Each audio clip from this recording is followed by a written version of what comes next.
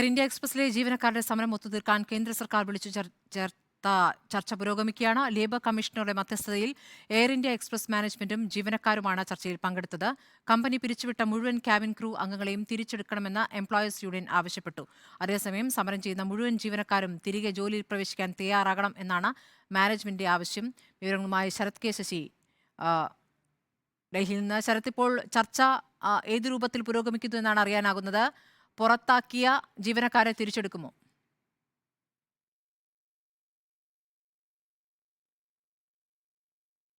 പുറത്താക്കിയ ജീവനക്കാരെ തിരിച്ചെടുക്കാതെ സമരം അവസാനിപ്പിക്കാൻ വേണ്ടി പറ്റില്ല എന്ന നിലപാടാണ് air India express employees union ഇപ്പോൾ കൈക്കൊണ്ടിരിക്കുന്നത്. ചർച്ച 2 മണിക്ക് ആരംഭിച്ചതാണ്, 3 മണിക്കൂർ പിന്നിട്ട് കഴിഞ്ഞിരിക്കുന്നു. ഇതുവരെ ഒരു കൃത്യമായ തീരുമാനം ഉണ്ടായിട്ടില്ല. പ്രധാനമായും ജീവനക്കാർ മുന്നോട്ട് വെച്ചിട്ടുള്ള ആവശ്യം, ഈ സമരത്തിന് മുൻപ് തന്നെ ചില ആളുകളെ പിരിച്ചുവിട്ടിട്ടുണ്ട്, അതുപോലെ ഈ സമരത്തിന്റെ ഭാഗമായി ചിലരെ പിരിച്ചുവിടുകയും ചെയ്തിട്ടുണ്ട്. അവരെ ഒക്കെ തന്നെ തിരികെ സ്ഥാപനത്തിൽ ഉൾപ്പെടുത്തണം എന്ന ആവശ്യം എംപ്ലോയീസ് യൂണിയൻ മുന്നോട്ട് വെച്ചിട്ടുണ്ട്. ചീഫ് ലേബർ കമ്മീഷണറുടെ മധ്യസ്ഥതയിലാണ് ഈ ചർച്ച ദില്ലിയിൽ പുരോഗമിക്കുന്നത്. അതേസമയം കമ്പനി മാനേജ്മെന്റ് ഇക്കാര്യത്തിൽ വ്യക്തമാക്കിയിരിക്കുന്നത് മുഴുവൻ സമരം ചെയ്യുന്ന ജീവനക്കാരും ഉടൻ ജോലിയിൽ തിരികെ പ്രവേശിക്കണം എന്നുള്ള കാര്യമാണ്.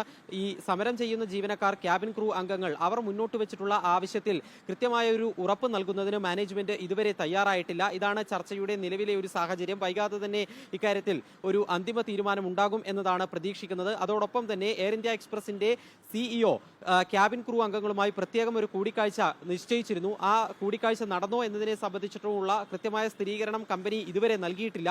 ഇന്നും കമ്പനിയുടെ രാജ്യത്തുടനീളമുള്ള പ്രവർത്തനങ്ങൾ താളം തെറ്റിയ ഒരു സ്ഥിതിയിലാണ് ഉണ്ടായത്. ആകെ 84 സർവീസുകൾ നിർത്തിവെക്കേണ്ടി വന്നു എയർ ഇന്ത്യ എക്സ്പ്രസിന്. അതുപോലെ തന്നെ 283 സർവീസുകൾ മാത്രമേ ഇന്ന് രാജ്യാന്തര തലത്തിലും അതുപോലെ തന്നെ ആഭ്യന്തര തലത്തിലും സർവീസ് നടത്തിയിട്ടുള്ളൂ എന്ന് എയർ ഇന്ത്യ എക്സ്പ്രസ് വ്യക്തമാക്കിയിട്ടുണ്ട്. ഇന്ന് നടക്കുന്ന ഈ ചർച്ചയിൽ കൃത്യമായ ഒരു തീരുമാനം ഉണ്ടാകുന്നില്ല എങ്കിൽ സ്വാഭാവികമായും നാളെയും വളരെ പ്രതിസന്ധി അനുഭവിക്കേണ്ടി വരും. അതുകൊണ്ട് കുറെ കൂടി ഊർജിതമായ ഇടപെടൽ കേന്ദ്ര സർക്കാരിന്റെ ഭാഗത്ത് നിന്നും ഉണ്ടാകണമെന്നുള്ള ആവശ്യം യാത്രക്കാരുടെ ഭാഗത്തു നിന്നും കൂടി ഉണ്ടായിട്ടുണ്ട്. ഇപ്പോൾ കേന്ദ്ര തൊഴിൽ മന്ത്രാലയം മാത്രമാണ് ഈ വിഷയത്തിൽ ഒരു മധ്യസ്ഥ ചർച്ച നടത്തിയിട്ടുള്ളത്. വ്യോമയാന മന്ത്രാലയം കൂടി ചർച്ചകളിൽ സജീവമായി ഇടപെടണമെന്നുള്ള ആവശ്യവും ഉയർന്നു തുടങ്ങിയിട്ടുണ്ട്.